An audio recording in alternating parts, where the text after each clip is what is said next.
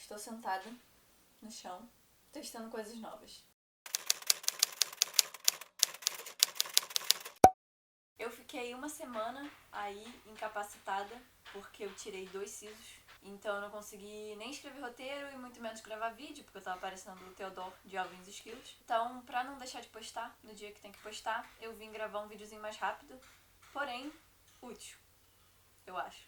Eu espero. Pessoas erram, escritores são pessoas, portanto, também erram. Eu, além de fazer a leitura crítica, eu também trabalho numa editora, então eu vejo muito manuscrito de escritor iniciante. Então eu coletei uma listinha aqui de 5 errinhos comuns que escritores iniciantes cometem. Primeiro erro, redundância, que é você falar a mesma coisa mais de uma vez. Isso pode acontecer num nível macro e num nível micro. No nível macro, a gente tem uma redundância estrutural, que pode acontecer de várias formas. Pode ser, você tem várias cenas que exercem a mesma função na narrativa. Por exemplo, se você tem 2 incidentes incitantes. Ou você tem vários personagens que exercem a mesma função na narrativa. Por exemplo, se você tem 2 personagens que são mentores sem um motivo específico. Ou você também pode ter 2 ou mais subenredos que exercem a mesma função, que fazem a mesma coisa. E daí a gente tem no nível micro, que normalmente acontece quando o escritor mostra e diz alguma coisa, a mesma coisa. Então, por exemplo, a gente tem toda uma cena do Rafael brigando com a mulher dele por causa do divórcio, aí depois a gente tem Rafael estava com muita raiva da ex-mulher.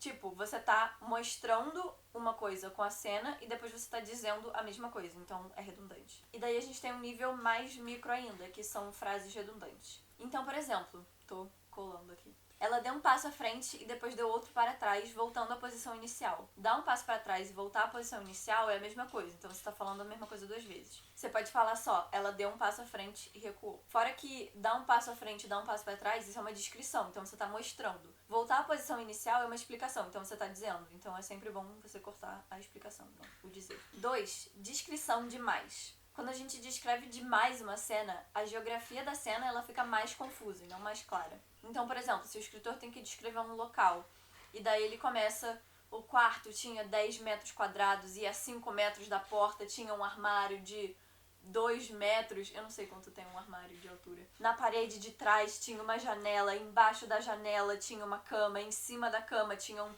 3 travesseiros e ao lado da cama tinha uma mesa de cabeceira marrom. Essas coisas vão deixando a cena mais difícil de visualizar e não mais fácil, porque o leitor tem que ir montando cada detalhezinho da descrição na cabeça dele. Fora que quanto mais você descreve alguma coisa, você tá dando importância para aquilo, você tá diminuindo o ritmo da sua história. E daí você tem que analisar se é isso que você quer, se aquela coisa realmente é tão importante assim pra você tá descrevendo tanto. E sempre que você dá importância pra alguma coisa dentro da narrativa, você tá fazendo uma promessa pro leitor. Então, tipo, aquilo tem que ser importante por alguma razão. A famosa arma do Chekhov. Eu já falei sobre isso em algum vídeo, mas eu não lembro qual. Então, com descrição, é sempre melhor você escolher detalhes específicos e únicos e focar bastante nesses detalhes, ao invés de tentar descrever tudo. E sempre escolher detalhes que sejam o contrário de redundantes.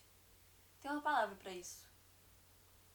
Polissêmicos. Escolher detalhes que falem muitas coisas. Se você tá descrevendo tal quarto, muito mais importante do que falar que o armário tem 2 metros de altura e a janela e não sei o que, de repente você pode falar que a cama tá coberta de poeira. E daí essa poeira não diz só sobre a poeira, ela diz sobre o quarto e sobre as pessoas que frequentam aquele quarto, ou no caso, deixam de frequentar aquele quarto. Então escolher sempre detalhes que falem o máximo possível dos personagens, dos detalhes em si, daquilo que você tá descrevendo, assim, de tudo. Eu já tive uma professora de escrita criativa que ela chamava isso de costurar pra dentro. Ou seja, você tem que costurar a sua história pra dentro, ao invés de costurá-la pra fora e deixar vários fiapos pra fora. Terceiro erro, descrição de menos. Tudo na escrita criativa é equilíbrio, não é mesmo? Quando você descreve de menos, acontece uma coisa que se chama síndrome do quarto branco. Parece que todos os seus personagens estão dentro daqueles quartos brancos.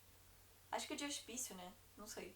Aqueles quartos, sabe, que não tem nada e as paredes são todas brancas. E daí, ao invés da geografia da cena ficar confusa, a geografia da cena não existe. Porque aí a pessoa não consegue imaginar o que tá acontecendo ao redor, o que tem ao redor e não consegue imaginar os personagens. E quando você descreve de menos, você perde a oportunidade de costurar pra dentro. Quarto erro, nomes parecidos de personagem. Quando a gente tem um Rafael e uma Renata e um Ramon e um Ramiro.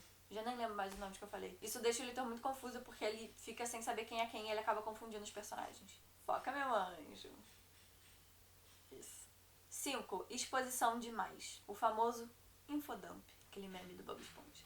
Tipo aqueles livros que começam com há 3.000 anos atrás o povo rosa invadiu a grande ilha sombria e então a guerra dos 13 guaxinins começou quando o povo guaxinim, ou quando entra um personagem novo, e daí do nada a pessoa descreve toda a história pregressa daquele personagem que você nem conhece ainda, nem se importa ainda. Isso corta completamente o fluxo da história e é chato. E daí uma das grandes soluções pra isso é mostrar e não dizer. Porque mostrar e não dizer é a solução pra muitas coisas. E é isso, espero que tenha sido útil. Se você tiver gostado desse tipo de vídeo, me fala, porque eu tenho uma lista dessa que tem 40 itens. Então eu posso fazer mais desses vídeos. Eu não vejo BBB, eu só acompanho pelo Twitter, mas acho que tem isso no BBB. Um negócio que um quarto branco tem um botão. Seria o BBB um hospício? Fica aí o questionamento.